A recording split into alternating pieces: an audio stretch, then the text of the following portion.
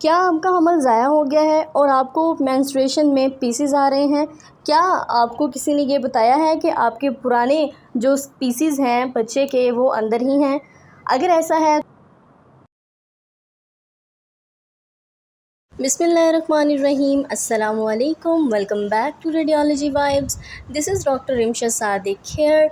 So today we are gonna discuss about RPOCs, okay.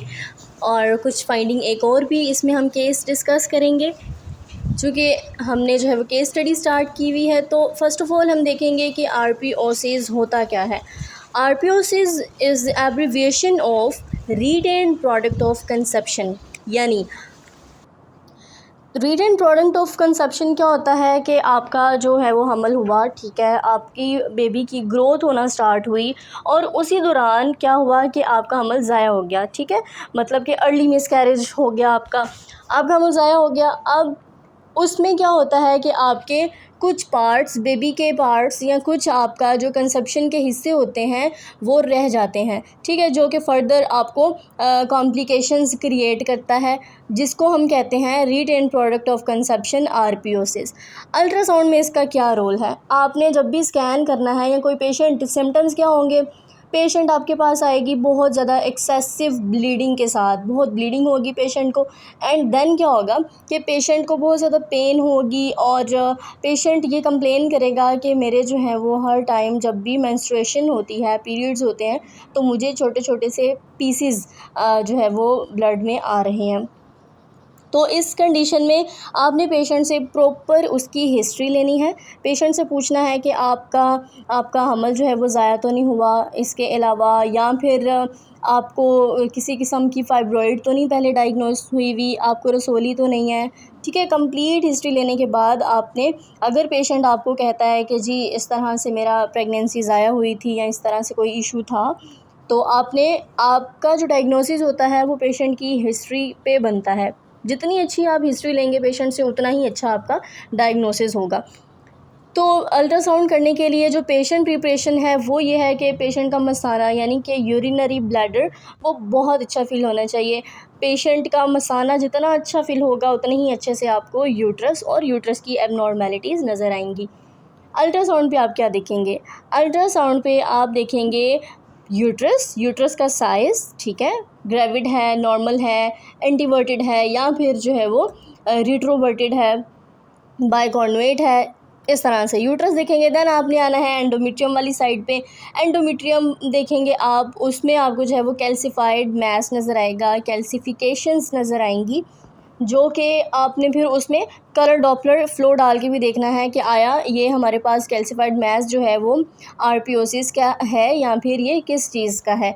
तो then आपको जो आरपीओसिस हैं वो अल्ट्रासाउंड पे कैसे नज़र आएंगे? Now the question arise here कि आरपीओसिस कैसे पता चलेगा कि ये आरपीओसिस है। आरपीओसिस में एक तो आपका फ़्लो, जब आप कलर फ्लो डालेंगे तो वो फ़्लो आएगा, ठीक हो गया। और दूसरा कैल्सिफाइड मैस की सूरत में आपको ये नज़र आएगा।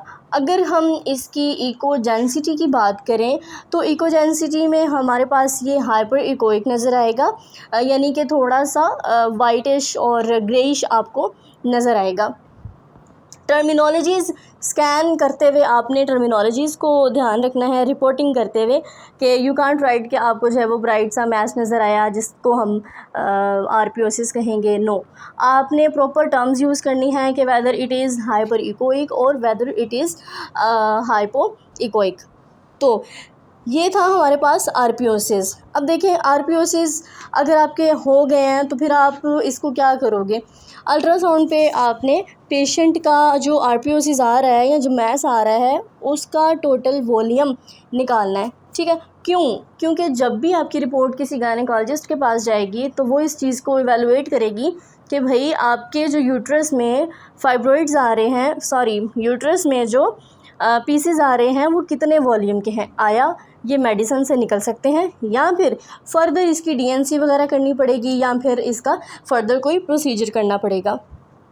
तो इस चीज़ को आपने बिल्कुल ध्यान में रखना है और ताकि आपकी रिपोर्ट में किसी भी किस्म की कंप्लेन ना हो।